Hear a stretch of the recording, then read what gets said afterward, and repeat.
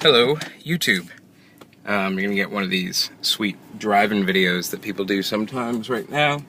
I was thinking about stopping and making a real video, but the point I want to get across is very simple. It shouldn't take that long to articulate. I don't think I need any touchstones in anyone else's videos to articulate it, so here we go. I want to talk about this romantic idea of the lone social media warrior activist changing the world while sitting on his ass. This isn't persuasive to me as an idea. This isn't a good course of action.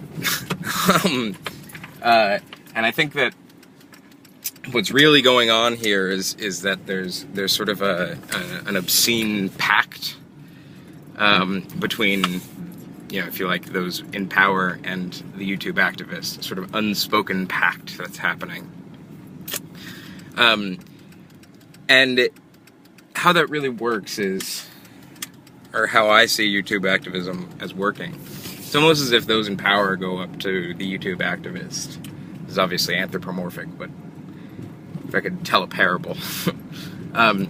Those in power go up to the YouTube activists and say, "Oh, you're upset with what we're doing." And the YouTube activist says, "Yes, of course I'm upset with what you're doing. I'm a moral, upstanding person. I have values. I have ethics.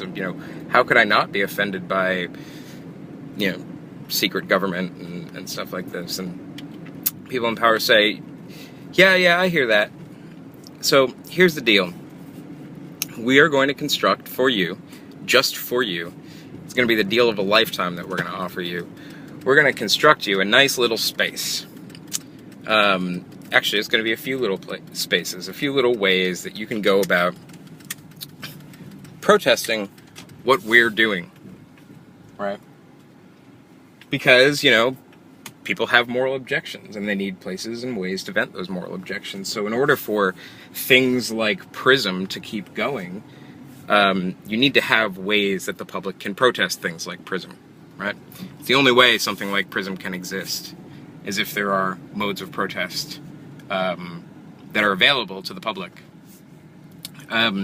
So in the case of YouTube activism, the deal is really, really sweet. You come on here, you project all of your moral indignation onto whoever you're debating with or whoever you're arguing with or whatever.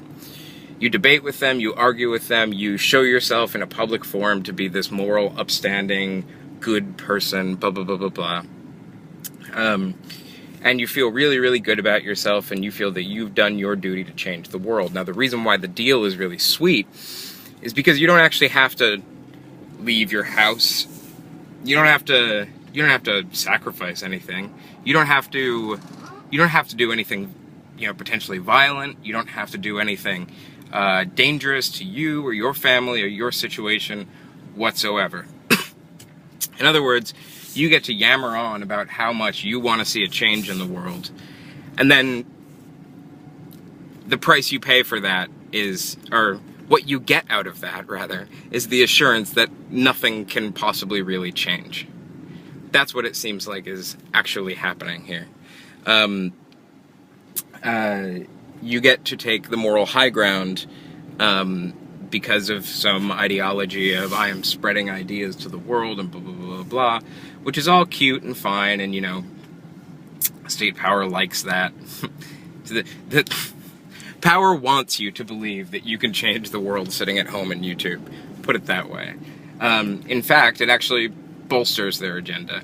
If you have places like YouTube, if you have political protests, if you have certain kinds of political protests, if you have a certain set of things, all that really does is it constructs the situation wherein which something like Prism can survive. Because people who are morally offended can have their say. And luckily they don't really have to do anything. They don't have to sacrifice anything. They don't have to, they don't have to man up and go out and do things, whatever those things might be. Now, this is problematic for me, Now, there might be cases, you might be able to point to cases where some lone social media warrior brought some political official to justice. And that's fine. I wonder how many times the lone social media warrior in that case was was bringing people to justice that those in power would want brought to justice. I wonder how those interests line up in those particular cases. I think it's an important question. I don't know, in other words, I don't know what it means to challenge, I don't know what it means to challenge power as such on YouTube. It seems like a great way to feel like you're challenging power. You know, you get to come on and spout slogans and platitudes. Fight the power. You don't really get to get anything done whatsoever. The fact is, if you want to change in the world, you can't expect that to not also destroy your life. If you want to change in the world, you have to sacrifice things. If you're not impacted by your political activity, I'm not that impressed with your political activity. Just not that impressive or interesting. And it certainly doesn't give you the right to get up on some moral high horse. You certainly don't get the right to tell people, you know, what to do. The other thing, too, is that it's particularly ironic when you're talking about something like PRISM, when you're talking about, you know, big new media conglomerates conspiring to, or getting together and giving, you know, their constituents information to the NSA. You know, we have to recognize right off the bat that I don't think participating on YouTube as a subsidiary of Google is going to change that. In fact, we're supporting that system by being on YouTube.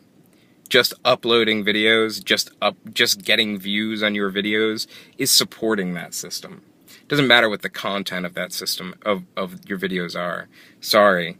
None of it's very impressive. None of it's very well thought out. It all appears totally ideological. So, the advice to the left, the important thing to tell the left, of which I consider myself a member, is that activity in and of itself is useless.